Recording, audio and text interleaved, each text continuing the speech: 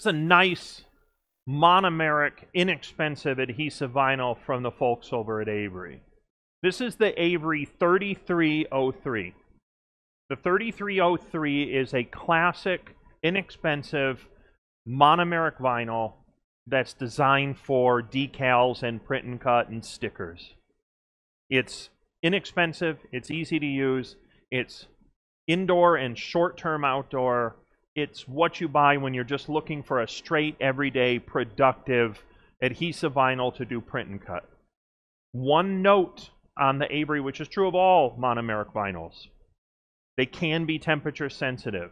So just make sure that you have a lower temperature signature, you don't run it too hot, and then you adjust your ink and your speed accordingly. I tend to run this product a little closer to 200 to 205 degrees because I want to make sure that it lays nice and flat and I don't have any deformation going into my cutter. As long as I do that, I really don't have any issues. It's a nice product. It's been reliable for a long time. It's widely used. The Avery 3303. This is the gloss version. They also have a matte version. Both highly recommended.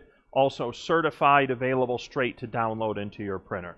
We'll be running this at most of our trade shows. We have for years. It's a great choice for print and cut applications.